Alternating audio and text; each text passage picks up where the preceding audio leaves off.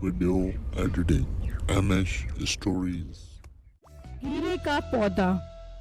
एक वक्त की बात है, एक गांव में एक जालिम जिम्मेदार रहता था जिसका काम लोगों की जमीनों पर कब्जा करना था। जो गांव के अमीर लोग होते थे उन पर तो उसका बस नहीं चलता था, जबकि गरीबों की जमीन पर वो भागकर कब्जा कर लेते थे। हाँ मुंशी, और कोई गरीब घर ढूंढा है या अमीरों की लिस्ट बनाकर घूम रहा है? अरे सेठ साहब, लगता है सारे गरीब ही गांव छोड़कर भाग गए हैं जब से आपने उनकी जमीन पर कब्जा करना शुरू किया है। अब तो फिलहाल अमीर ही रहते हैं। मुंशी जल्दी से कोई गरीब घर ढूंढ ले, बहुत दिन हो गए हैं कब्जा किए हुए। अब तो जमीन पर कब्जा करने के लिए दिल बहुत मचल रहा है। ठीक है सेठ साहब, मैं जल्द ही कोई गरीब जमीन वाला ढूंढता हूँ। ठीक है ठीक है। अच्छा, बाजार से 1 किलो बकरे का गोश्त लाकर अपनी भाभी को दे दे, उनका बहुत दिल कर रहा है आज कोरमा खाने का। ये कहकर वो मुंशी चला जाता है तो रास्ते में उसे एक बूढ़ी औरत नजर आती है जो एक छोटे से घर के बाहर बैठी होती है। वो उसके पास चला जाता है।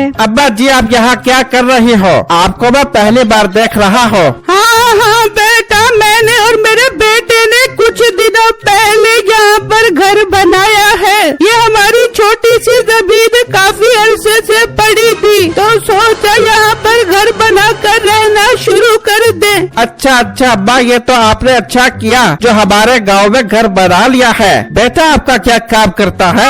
बेटा वो एक परचून की दुकान पर मुलाजमत करता है। ठीक है अब्बा, अगर कोई काम हो तो बताना।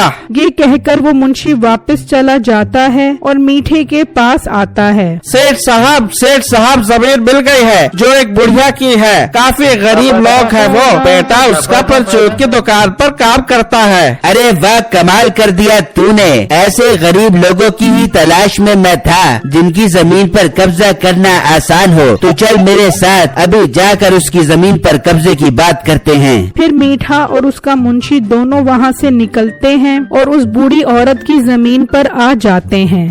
बेटा, मैं आपकी क्या खिदमत कर सकती हूँ? अम्मा, खिदमत को छोड़। मेरा मुंशी बता रहा था कि तुमने ये घर कुछ ही दिनों पहले यहाँ पर बनाया है।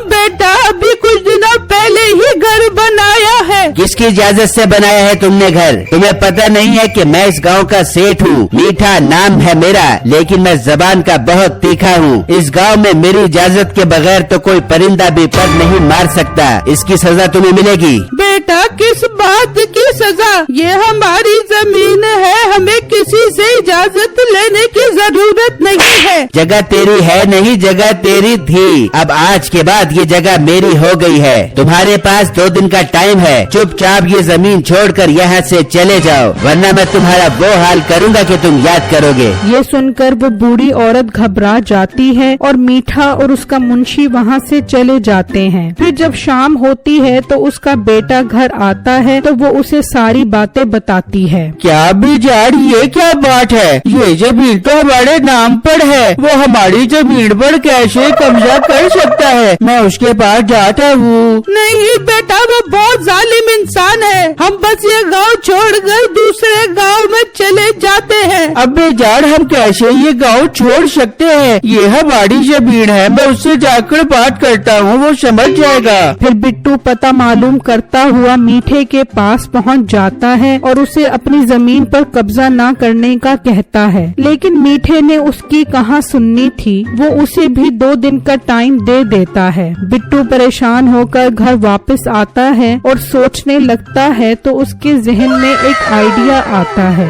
हाँ, ये तरकीब बहुत अच्छी है। मुझे उम्मीद है कि मेरी ये तरकीब काम कर जाएगी। वो बाजार से 3 नकली हीरे लेकर आता है और उन्हें पौधे में लगाकर अपने घर के बाहर उगा देता है और अंदर आ जाता है तो उसकी माँ कहती है, हाँ बेटा, उससे बात कर आ गया है, वो मान गया है ना? नहीं अम्मी जान, वो बहुत जालिम इंसान है, वो नहीं मान रहा। मैंने उसकी बहुत मिन्नतें की हैं। फिर बेटा, अब तू ये जमीन छोड़ दे, इससे पहले कि वो तुझे और मुझे कोई नुकसान पहुंचाए। हम यहाँ से चले जाते हैं। नहीं अम्मी जान, ऐसे लोगों को उनकी ही ज़बान में सबक सिखाना चाहिए। मैंने इसका एक हल ढूंढा है, बस आप दुआ करना कि मेरी चाल कामयाब हो जाए। फिर अगले दिन बिट्टू अपने पौधे के पास खड़ा होकर उसे पानी लगा रहा होता है कि मीठा अपने मुंशी के साथ वहाँ आ जाता है। ओ हेलो, मैंने तुझे जमीन खाली करने का कहा है, पौधों को पानी लगाने का नहीं कहा। तुम्हारे पास एक दिन का टाइम बाकी रह गया है, मैं तुझे यही याद करवाने के लिए आया था। शेठ साहब आप थोड़ा लेट हो गए हो, मैंने तो इस जमीन का सौदा कर दिया है। मैंने ये जमीन सेना ठाकुर को बेच दी है। क्या सेना ठाकुर? बेटे सेठ वो बहुत अमीर और जालिम इंसान है। अगर उसे पता लगा ना कि हम उसकी जमीन पर कब्जा करने का सोच रहे हैं तो वो हमें बार बार के धनिया बना देगा। ओए मोटे, तू तो बहुत सियाना निकला।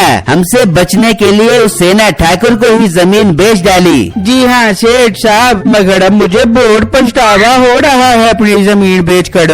वो क्यों? क्योंकि ये देखो, मेरी जमीन से हीरो के पौधे निकल आए हैं। ये हीरे का पौधा इतना जबरदस्त है कि इसे तोड़ो तो अगले दिन दोबारा निकल आता है। हाँ सेठ साहब, ये पौधा तो हीरे का ही लग रहा है। हाँ ये देखो, ये पौधा मैंने तोड़ लिया है। अब कल आकर देखना, यहाँ दोबारा पौधा निकल आएगा। अच्छा ठीक है, कल आकर देख लेंगे कि पौधा निकलता है कि नहीं। फिर मीठा और उसका मुंशी वहाँ से चले जाते हैं और जब रात होती है तो बिट्टू वहाँ आकर दोबारा पौधा लगा देता है। फिर जब अगले दिन मीठा और उसका मुंशी वहाँ आते हैं तो देखकर हैरान रह जाते हैं कि वहाँ तो पौधा उगा हुआ है। सेठ साहब, ये लड़का तो ठीक कह रहा था, ये हीरे वाला पौधा तो दोबारा निकल आया है। सेठ साहब मेरी मानो तो इस लड़के से जमीन का सौदा कर लो, वरना वो सेना ठाकुर सारे हीरे खाता रहेगा। हाँ हाँ मुंशी, तू ठीक कह रहा है, हम उससे ये जमीन का सौदा कर लेते हैं। फिर वो उसके घर का दरवाजा बजाते हैं। लो अम्मी जान, वो आ गए हैं, दुआ करना अपना प्लान कामयाब हो जाए। हाँ हाँ बेटा, तू जरूर कामयाब होगा। बस अम्मी जान आप सामान पैक कर लो, अगर काम हो गया तो हम फौरन यहाँ से निकल जाएंगे। फिर बिट्टू दरवाजा खोलकर बाहर आता है। वाह लड़के वाह, तुम तो बिल्कुल ठीक कह रहे थे। मैं तो कसम से अपनी हरकत पर बहुत शर्मिंदा हूँ तुमसे। कोई बात नहीं, बड़े बड़े गाँव में ऐसी छोटी छोटी बातें होती रहती हैं। बिट्टू आपसे एक रिक्वेस्ट है, अगर आप अपनी जमीन सेना ठाकुर को नहीं बल्कि मुझे बेच दो तो मैं आपको उससे ज्यादा पैसे दे दूंगा। वो तो मुझसे ये जमीन 15 लाख रुपए में खरीद रहा है, तो मैं तुमसे 20 लाख रुपए में खरीद लूंगा। बोलो सौदा मंजूर है? ठीक है, मुझे सौदा मंजूर है। आप 20 लाख रुपए लाकर मुझे दे दो, मैं आपको ये जमीन दे देता हूँ। भाई हम अभी 10 मिनट में पैसे लेकर आते हैं। फिर वो एक बैग में 20 लाख रुपए लेकर आते हैं और बिट्टू को देकर जमीन अपने नाम करवा लेते हैं और वो तीनों पौधे तोड़ लेते हैं। चल चल मुंशी, जाकर ये हीरा बेच कर आते हैं, कल फिर ये तीनों पौधे उग जाएंगे। अब हमारे पास हीरो के पहाड़ खड़े हो जाएंगे। सेठ साहब सारी मेहनत मेरी है, मैंने ही आपको ये जमीन ढूंढ कर दी है और सिर्फ 20 लाख रुपए में उससे खरीद कर उसे उल्लू बना दिया है। फिर वो दोनों सुनारे की दुकान पर जाकर उसे हीरा दिखाते हैं तो वो बहुत हंसता है। ओ भाई, तुम्हें किसी ने उल्लू बना दिया है, ये तो नकली हीरा है। क्या नकली हीरा?